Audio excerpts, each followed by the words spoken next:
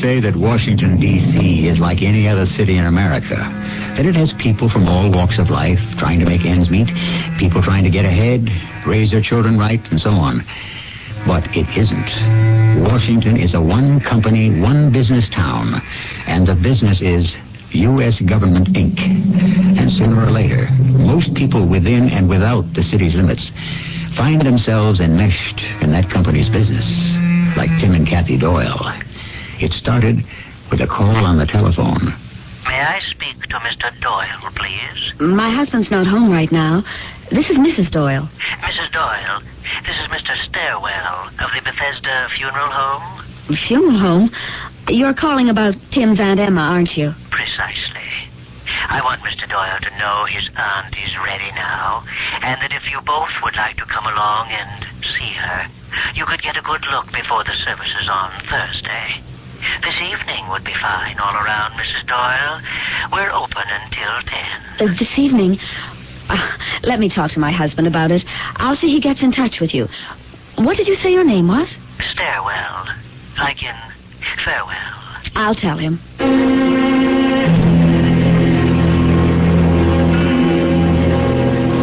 Hello? Is there anyone here?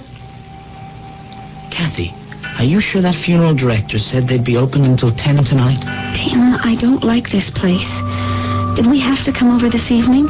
It could have waited till tomorrow. I told you, Kathy, tomorrow is impossible. I'll be even more jammed up than today. That's what my job in the Department of Justice is. Late hours, all hours, any time. I wish you'd stayed on as an assistant in drugs and narcotics enforcement. Are you going to give me that you're working too hard routine again? I'm sorry. I guess it's just that I hate a funeral parlor, especially at night. It's so spooky. Honey, we have no choice. I wouldn't feel right about not paying my respects to Aunt Emma. Yes? Oh, you frightened me. I'm Mr. Stairwell. Have you come to make an arrangement or to view a deceased? I believe you called my wife about Aunt Emma. We've come to... See her. I know it's late, but you said it was okay. Oh, yes, Miss Emma Doyle. Could you wait a few moments? I'm a little busy right now. We can come back tomorrow. Actually, we weren't going to stay too long. Well, in that case, you really don't need me, and I am quite occupied. This is that time of year, you know. No kidding. It's seasonal? Down that hallway to your right. All the way to the end, turn left, and it's the first open door on your right. Lovely woman. Terrible loss.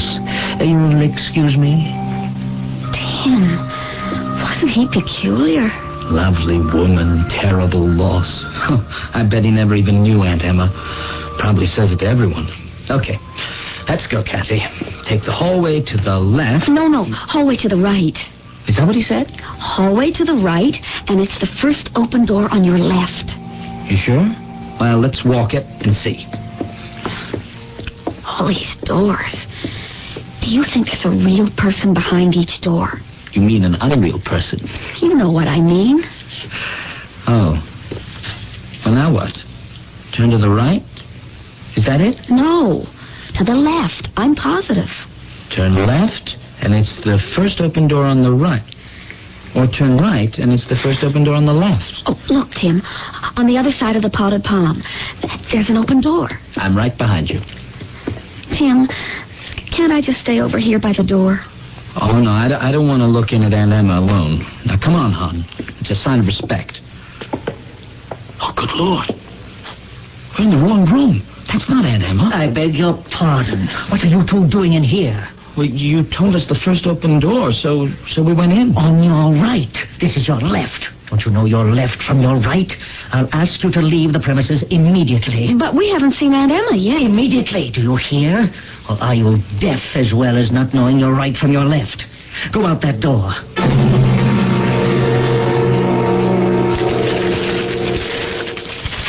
I've gone through this newspaper page for page twice already. And there's not a word. Son of a gun. Not a word about what, Tim? Oh, nothing. Something I was looking for in this evening's paper. Some new Justice Department case? Not exactly. But it could be something a lot of government people would like to know. If it's true. I can't understand it. Why are you so mysterious, Tim? Honest, Kathy, I'll tell you as soon as I know for sure, okay? Right now, I'm just as much in the dark as anyone. Now, listen, chick. Do you mind if I don't stay up and talk? I've got a heavy schedule tomorrow. Of course not, darling. You don't mind if I stay up and read, do you? This book is absolutely fascinating. It's about something in wartime called Operation Mirror. A government official who has a double so he's protected in case somebody wants to kill him. Yeah, okay, fine. I'll see you in the morning, Kath.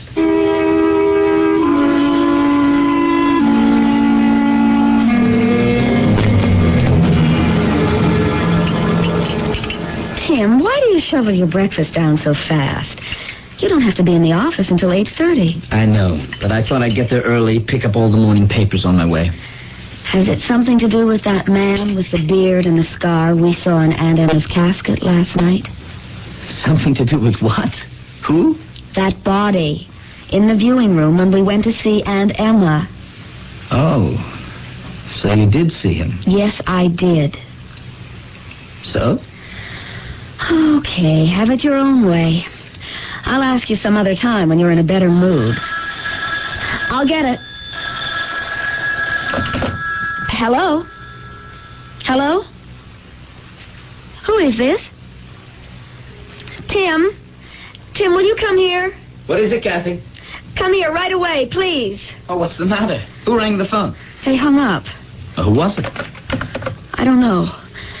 I said hello, and there was no answer. All I could hear was this heavy breathing at the other end. And then a click when they hung up.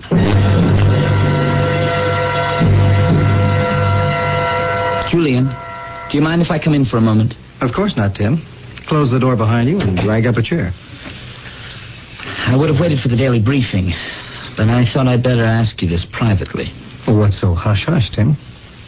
What's the latest on the Garden Development Corporation's case? You mean that bunch who were trying to put up a multi-million-dollar casino complex outside of D.C.? Yeah, that's the one. Is Judge Kroll still on it? So far as I know. We're counting on him. When the verdict's in, there'll be a hue and cry in Washington like you haven't heard since Watergate. We got Garden Development by the throat. It's an obvious front for $1 billion gambling ripoff. The timetable? Well, we've made our case for the government, and Judge Kroll is taking 3 weeks off to decide which book to throw at them. That's usual. He's all right, is he?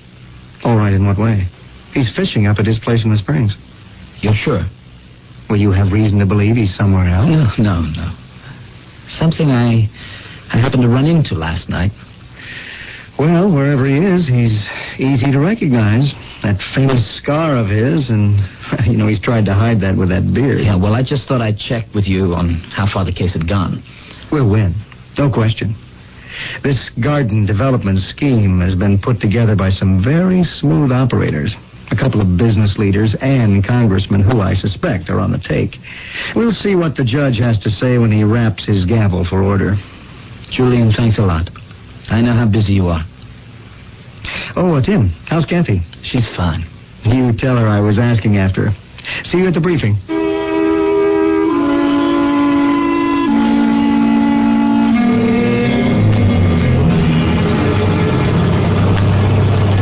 Like something to drink, Stairwell?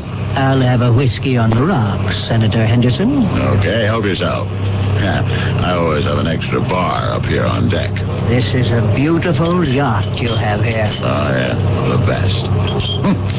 That's all I want out of life.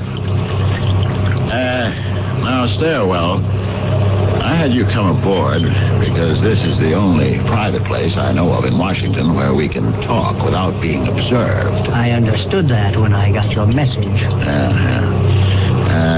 First of all, how is our deceased friend? I was going to ask you. What do you wish me to do with him, Senator? Well, I'm making arrangements to have him photographed. I'll let you know the day. As soon as that's done, I'd say cremation. What do you think, Stairwell? Can you get some papers together? False identity, doctor's certificate, that sort of thing? I don't understand why you want pictures of the deceased. He's been photographed so many times, magazines, newspapers. Stairwell, Do you suppose when they wish to make a wax copy of a personage for Madame Tussauds that they use any old magazine photographs? You're making a wax effigy of Judge Kroll? In a few weeks, Judge Kroll was to hand down a verdict, which in all probability would have gone against myself and my associates. Coles would have been raked, reputations ruined. Well, as fortune would have it, when I went to visit the judge at his cabin in the Springs, I found him on the floor. As you know, he'd passed away. Heart attack. I saw the advantage and took it. Called you, arranged for the embalming, etc. We are engaging a gentleman who is the spit and image of the judge. We shall coach him to be the judge. He will appear in court, claim a sore throat, and render a verdict in our favor. On paper. The photos are to assure us we have not left a mole unmarked, and the duplicate scar is exact.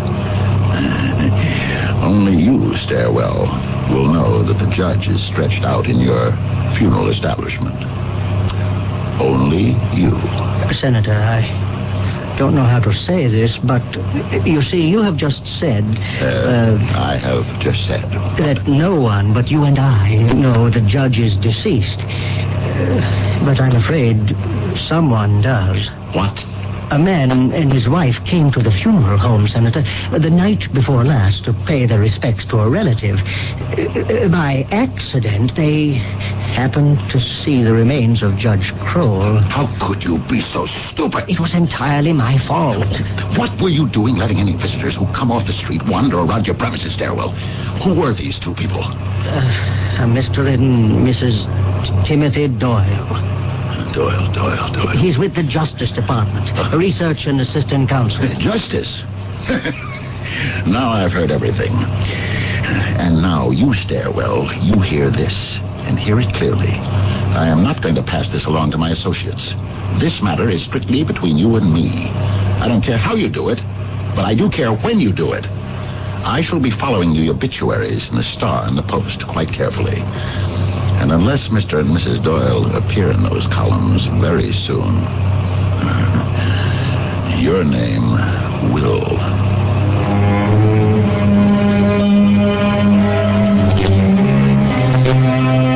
Unwittingly, unknowingly, a young couple have unlocked the door of a secret. They have encountered the wheels of a juggernaut, which, when in motion, could crush them.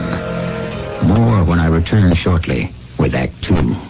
It's your way of looking good. Having fun in summer like you should. It's easy to stay cool with Avon's Feelin' Fresh Body Splash. It even has moisturizers. Feelin' Fresh is as much fun as a plunge into a swimming pool. You got lots of things to do, so we bring Avon right to you.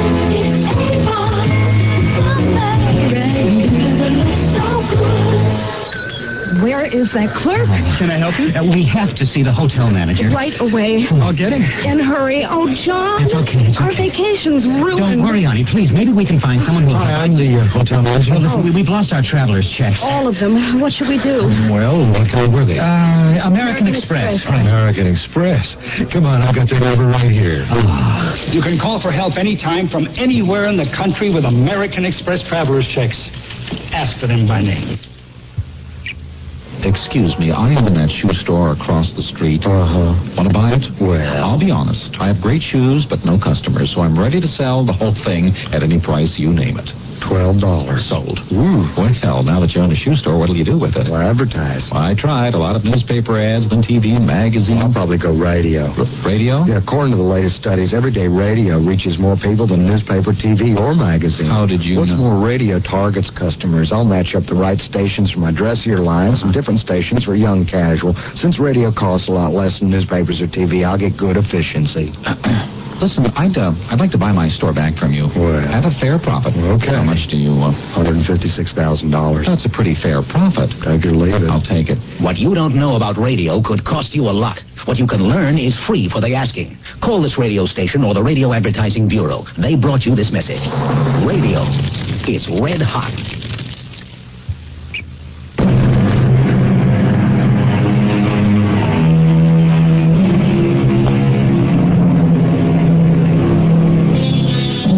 Years ago, Henry James, a writer I greatly admire, wrote, "Life is a battle. Evil is insolent and strong. Goodness is apt to be weak. Folly, very apt to be defiant.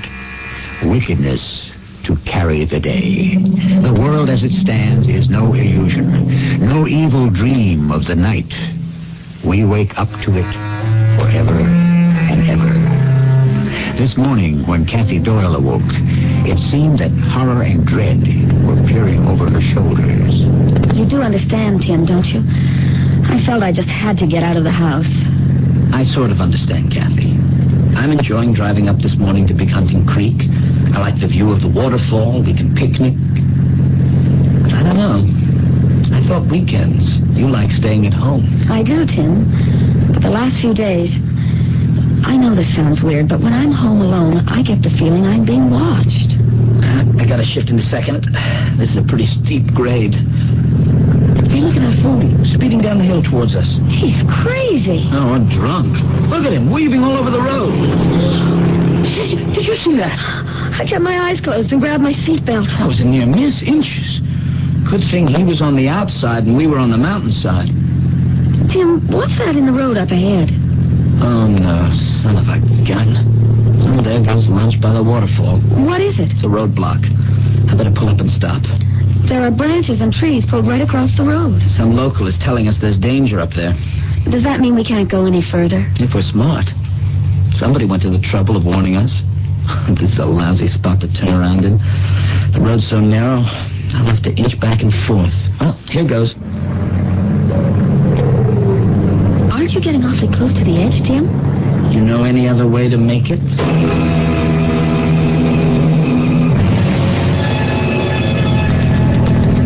I'm so disappointed we have to go all the way back downhill. Maybe we'll find another place to picnic. Sure. You made that turn so well, Tim. Well, the secret is to keep calm and cool. And know what you're doing. It's like driving on ice. You have to know how to handle your car. For instance, right now, you see how much steeper it's getting? So we downshift. Wouldn't the brakes hold? Oh, sure they will. But this makes for less wear and tear. Having the motor hold her back helps, you understand? Tim, there's her car again, down there where the road makes an S. Do you see it? Oh, that same car driven by that same crazy man. Will you look at him? Coming up this way, lickety-split? Tim, I'm afraid he's weaving all over the road again, only this time we're on the outside. Tim, honk him, he's coming right at us. Move over, you crazy fool! Get over on your side! What's he doing, trying to kill us? Oh, my Lord, he hit us. Take it easy, Kath. Kath, we're okay. But we're picking up speed. Don't go downhill so fast. I can't get the brakes to hold. They're not holding. I'm pumping, but they're not... The emergency, it's come right out. Tim, do something. Are you buckled in with your safety belt? Yes. Now listen, you see that thick mat of bushes sticking out of the side of the mountain down there? I'm heading for those. Make it right. Maybe they'll hold the car back. Keep it from rolling down any further. No, Tim, that's on your side. You'll be killed. No, I won't, honey. Believe it. Kathy? Kath? I'm all right, I think.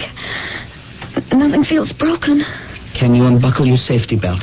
I can't reach around there. It got all twisted. You've got to get out of this car, but fast. Now hold still. I'll try to reach around over you and unbuckle it. Yeah, there. You're free. Now, Kathy, can you reach over and open your door? I think so. Oh, hurry, baby, hurry.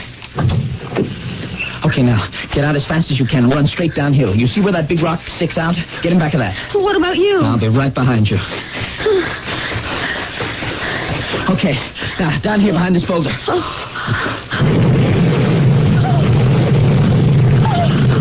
happened? The gas tank exploded.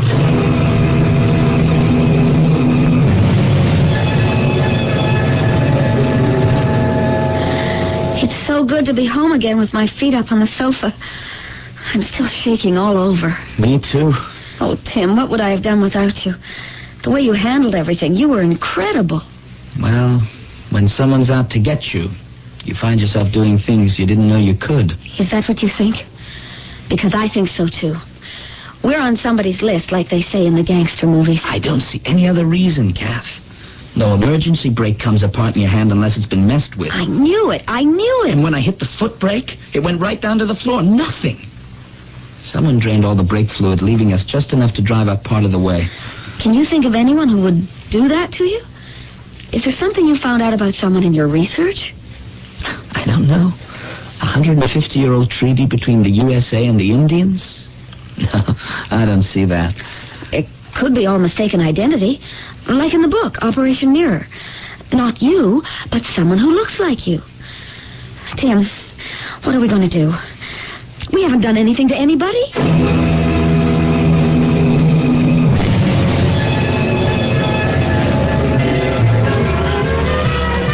How did you like the movie, Kathy? I loved it, Tim, but I like this better. I haven't sat in a drugstore for a chocolate ice cream soda since I don't know when. We have to just keep going, Kathy, and pray that it's all coincidence or a mistake. It isn't, Tim, and we both know it. Okay, hon. You finished? Yep. Let's walk home. It's a nice, clear night.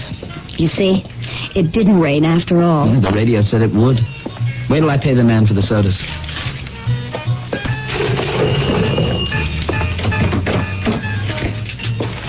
Tim, imagine running into you. I saw you and Kathy at the Beacon. How are you two? Julian. We're recovering. That was some hair-raising accident you two had. What brings you to Bethesda this time of night? Same thing that brought you two out of hiding. That horror picture at the Beacon. Tim, I'm going to ask Charlie whether we can give you a little special protection. I don't like the smell of this. No, we don't need that. Julian is right. Something is rotten here. I insist on it, Tim. Did the insurance company tell you when you'll get your money for the car? You kidding? Well, let me give you a lift then. No. We thought we'd walk. Tim, I wouldn't mind a lift home. I'm kind of tired. I'm parked just around the corner. I want to walk. It'll do us good. Good night, Julian. Good night. See you Monday.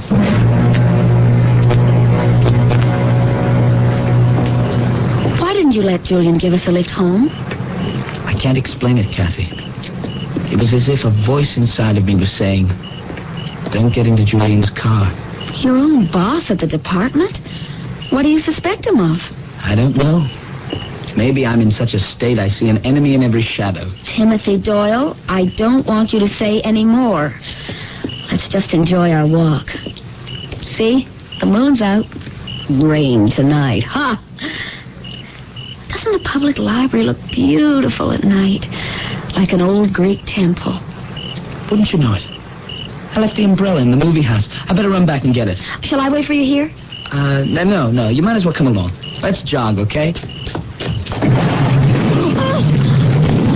Tim! Look back there where we were just standing. Oh, Mother of Mercy. A great walloping piece of marble fell down from the roof and smashed on the street. If we'd been standing there. Right where we were.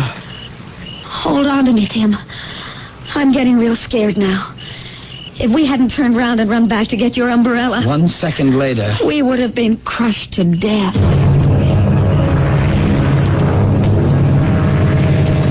Must have been a nasty shock, that parapet missing you by inches. Julian, the second close call in 3 days. It's no coincidence. I don't know, maybe a contract's out to get rid of us. But we're the wrong people. We just happen to look like who they want to get rid of. Possible. If you rule out accidents or coincidence. It could be a mistaken identity. Then there's this book she's been reading about doubles used in wartime. Operation Mirror. It's still going on, Tim. There isn't a world leader who doesn't have a double to make an appearance at some function. Most of them don't have to say anything. Just get off the plane, get photographed, ride in a parade, review troops. Any public appearance that might be dangerous. Julian, you're the only person I can level with. I can't even talk about this to Kathy. I don't want to frighten her. A couple of weeks ago, we went to see the remains of my Aunt Emma in a funeral home in Bethesda. And somehow, got into the wrong viewing room. There was a man in that coffin.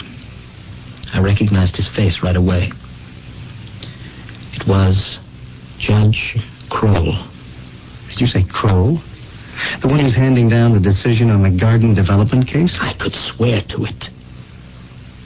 Now, supposing no one's supposed to know he's dead. Supposing, when the courtroom reconvenes, his double comes out and renders a verdict favorable to those gangsters. And because by accident you saw the real Judge Kroll in the casket, a contract is out on you two. Does that sound far-fetched? I'll have the department send somebody around to that funeral home. The director's name is Stairwell. He better be picked up, too. Tim, there are millions at stake. This was the cleanest federal warrant we ever issued. How about Kathy? I'm having your father move in with us. He's a widower and he always likes to come and visit. There's one other thing. Do you mind if I take the rest of the week off? I've got an idea, and I'd like to follow it up. Tim, don't get in their way. All I ask is, do your darndest to stay alive. I have every intention. A great deal has been written about and said about money. That it's something a fool is soon parted with. It's the root of all evil, and so on. Generally, there is agreement. It makes a good servant, but a bad master. For those of us who like to unearth clues and solve mysteries, there's plenty of evidence that Tim and Kathy Doyle are being fingered, so that someone's desires for money will not be thwarted. I shall return shortly with Act 3. Hi, Pat Summerall here to remind you that you can find electrical supplies in lots of places. But at your True Value hardware store, you'll find electrical supplies and knowledgeable service.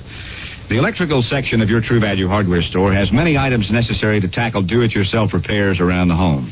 You can find plugs, outlets, receptacles, extension cords, and much more. But remember, it's your True Value dealer who can give you the confidence necessary to tackle those electrical repairs yourself. With his expertise and know-how, you'll know that you've purchased the right supplies for the job. So if you want to be confident that you're getting exactly what you need, that those tools are the right ones for the job, and that you'll be receiving helpful, knowledgeable service, have confidence. Visit your True Value hardware store or home center today. And save gas. You won't have to drive far for your hardware and houseware needs.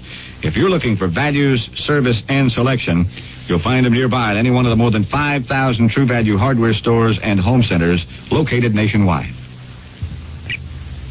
My name is Brian Weber. I'm a national track star from Champaign, Illinois.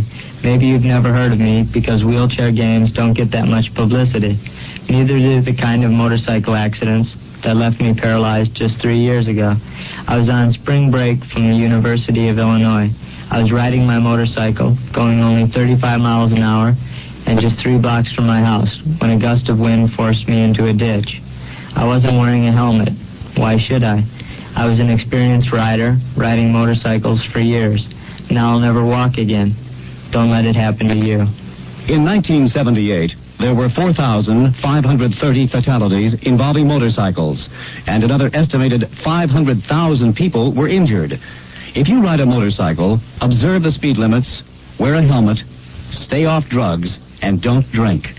A reminder from the National Safety Council and the Rehabilitation Institute of Chicago.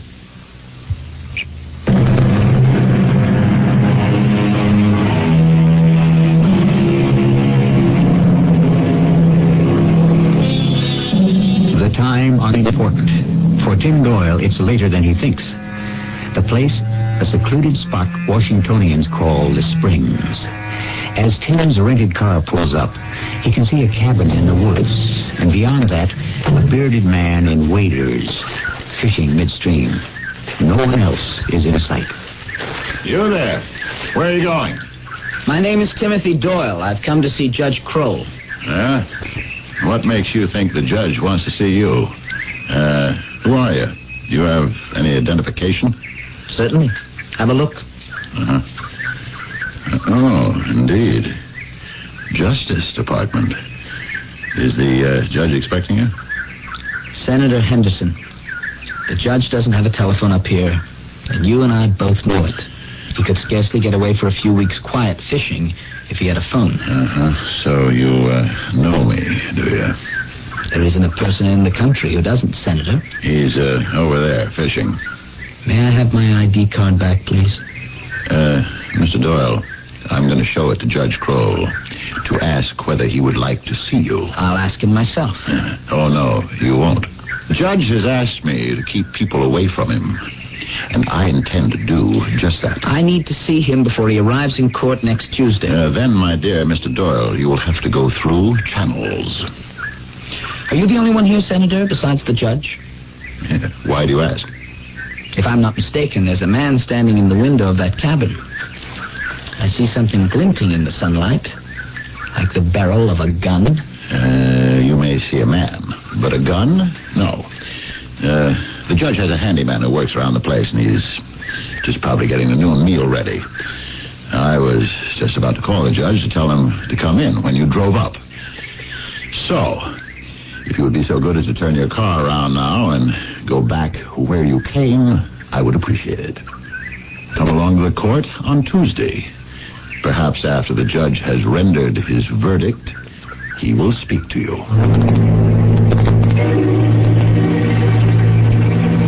Who was that, Senator? That young friend of yours, Stairwell. The one who leads a charmed life. Timothy Doyle? Here? You're asking yourself the same questions I did. Why didn't you get him a little closer to the cabin? I could have picked him off with this rifle. Oh, what a brilliant idea. Think of the explaining I'd have to do with the authorities.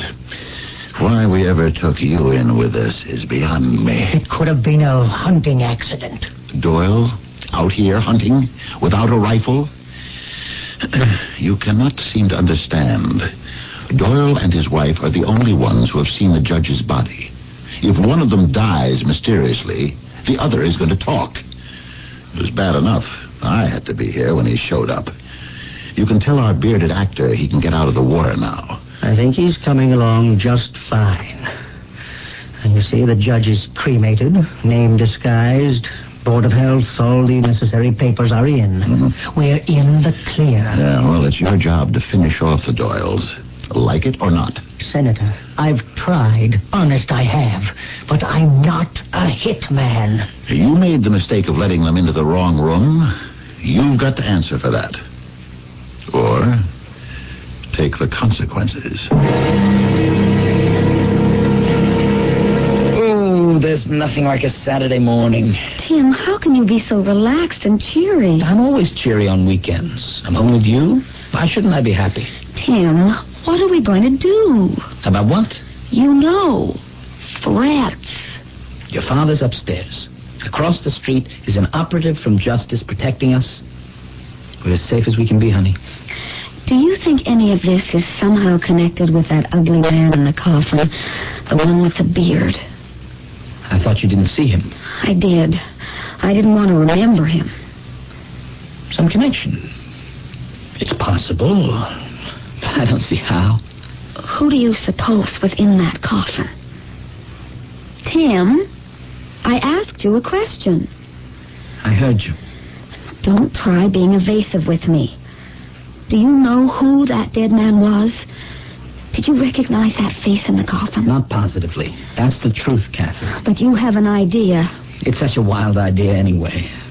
You know, the insurance people said they'd put a form for me to sign for the car in the mail. Let's go see if it's come.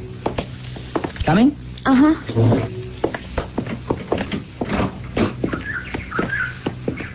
I agree with you. It's a gorgeous day.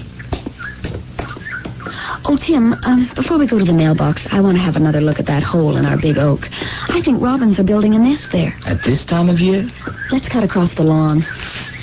Oh, this big oak gets wider and thicker every year. Look, the both of us can hide behind it now. There it is. See the nest? Oh, hey, the mail is in. Bauman's picked up the letter I left there and put the flag back down. That's what I call a big nest. Huge. I bet you half a dozen robins will be born there. Will you look at that squirrel? He's climbing right up our mailbox. Isn't he darling? He's sitting right on top of it. He's trying to get at the latch and open it. Maybe he thinks someone sent him some nuts. Oh, the mailbox. It blew up. It exploded. It could have been us. It could have been you, Tim, or me. That guard from the Justice Department. He's getting out of his car. What good is he to us? Someone planted a bomb in our mailbox. Don't you understand? That man was sitting there, probably watching him, doing nothing. It wasn't a squirrel they were hoping to kill. Tim, you've got to do something. I can't stand this anymore.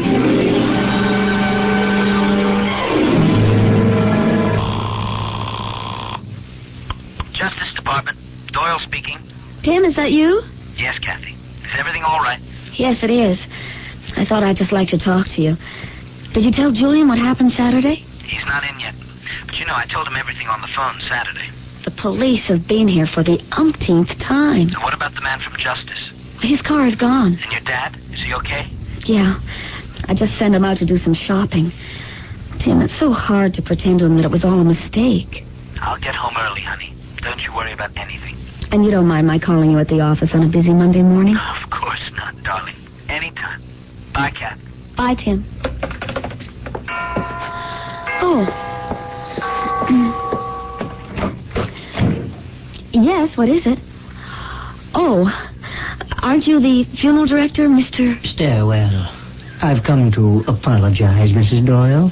Apologize?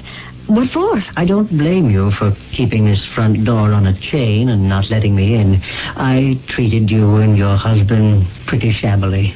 And I drove all the way out here to tell you so. Oh, that's all right, Mr. Stairwell. Of course, you can come in. Please. It was all a misunderstanding. We've had a lot worse things happen to us since Aunt Emma turned out to be someone else.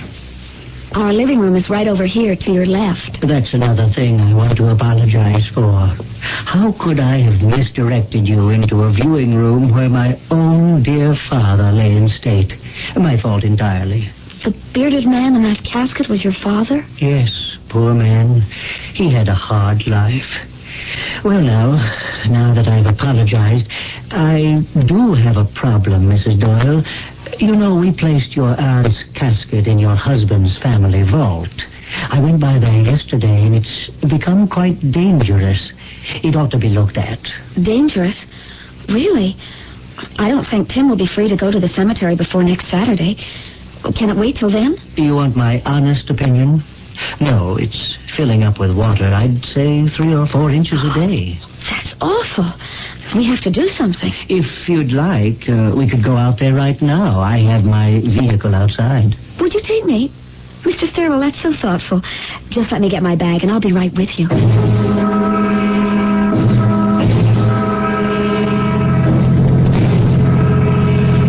This is the first time I've ever ridden in a hearse.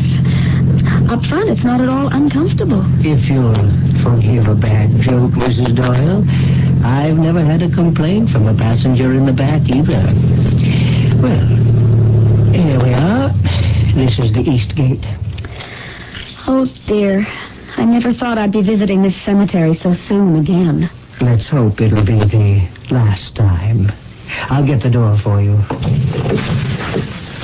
Let me see. The vault is right behind that big poplar tree. Am I right? Before we go into the cemetery, would you mind turning around, Mrs. Doyle? You've got a gun. Yes, I have, and it's loaded. Mr. Stairwell, what are you going to do? You see that public telephone right by the gate? I want you to walk in there slowly, attract no attention, and call your husband.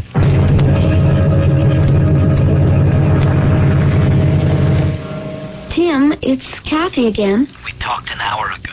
Is anything wrong? What did you say? I said, are you all right? Yes, I'm all right, Timothy. Well, then why are you calling me? You just stay snug as a bug at home. Keep the chain on the door and don't go out. But I'm already out. You are? Where are you? I'm at the cemetery. What cemetery? Why are you there? Tim, there's something very wrong with the family vault. Can you come out here right now? Kathy, I'm terribly busy.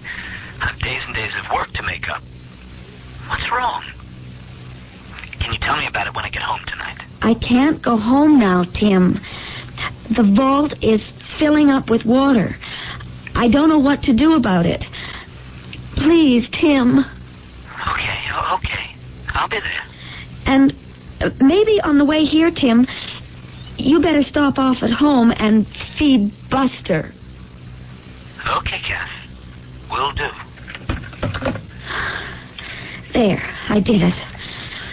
I wish you'd point that gun in another direction. We're fortunate. The cemetery is deserted now. Get out of the booth, Mrs. Doyle. Where to? Into the vault. Mr. Doyle, stand next to Mrs. Doyle. I'll try and make this as quick and painless as possible. Aren't you Mr. Stairwell from the funeral parlor? Stand still. You're mad. You can't shoot a pistol in here. Your eardrums will burst. Be quiet and stand still. Mr. Stairwell, can you hear those sirens, huh? It's the police. The police! So long, Mr. Stairwell. Look at them go. Oh, darling. I hope this is the end of it. I couldn't stand another one of these things. Shh, honey. It's all right. Well, he made the hearse. This is the police. You come out of that hearse and drop that gun. Oh, Tim, darling, I knew I could count on you. When you phoned with that message for Buster, I knew exactly what to do. They're taking Mr. Stairwell away. Take a good luck, honey. It isn't often you see a funeral director on his way to his own. Was he the Mr. Big of this whole thing? I don't think so. But he'll want to save his own skin, so he'll lead the police to him. That was some ripoff, engineered by some very shiny brass. But they were weak in one department. They were? In their research department. They never found out that Buster wasn't a dog, but your brother on the police force. I guess we can all breathe a sigh of relief. Finding oneself at the wrong end of a gun for the wrong reasons could and has happened. If you cannot get help, try helping yourself. Keep cool and use your head. And remember a couple of tricks you learned on Mystery Theater. I'll be back for a few words shortly. It's a good feeling to sleep the night away on a perfect sleeper by Stardust. Be a perfect sleeper by a perfect sleeper by Stardust. I'm Susan Anton to tell you about the ultimate in sleep, Perfect Sleeper Pillow Soft. Third of unique extra thick top cushioning. Layers of comfort foam and quality upholstery materials puff quilted to a beautiful decorative fabric. Inside, Serta's famous construction gives you the deep support you need. Underneath it all is the patented Serta-Lock foundation. Pillow comfort on top, ultra firm support inside. That's Serta's Perfect Sleeper Pillow Soft. Firmness that feels good. So, be a perfect sleeper. Buy a perfect sleeper. Perfect sleeper. I can't wait to meet your daughter, sir. Well, I'll call her. Evie! What? Come here, would you? This better be good. She's got a lot of spunk. Yes. What is it? Evie, I'd like you to meet a nice young man. Oh, no, my hair looks dirty. Daddy, how could you do this to me? I want it done. I'm afraid her cream rinse makes her hair a little greasy. May I suggest Agree? Of course you'd agree. All you have to do is look at her. No, Agree cream rinse and conditioner. It helps stop the greasies. Really? Sure. After I shampoo, I use Agree cream rinse and conditioner, And it helps stop the greasies. Right. Gee, it sounds like I would like Agree, too. Well, Agree cream rinse and conditioner is 99% oil-free. Evie, stop crying. I'll go get some Agree. And after you use it, I'll drive you to the movies, okay, Evie? No. Why not? Because you got a creepy car. What? It's a brown station wagon. I hate stations. Some conditioners contain oils that can cause the greasies, but Agree Cream Rinse and Conditioner is 99% oil-free. And try Agree Shampoo. It helps stop the greasies, too. I'm glad you decided to come to the movie. Your hair looks great. Thank you. And I love your station wagon.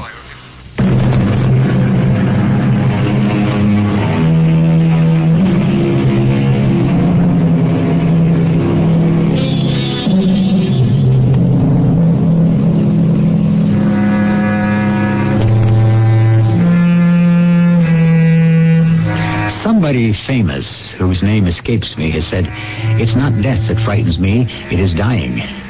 The known does not alarm me. The unknown does. So be not frightened of enigmas, secrets, or mysteries.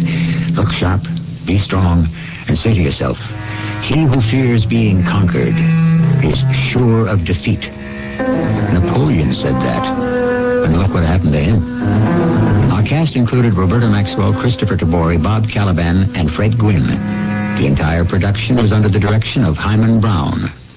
This is E.G. Marshall inviting you to return to our Mystery Theater for another adventure in the macabre.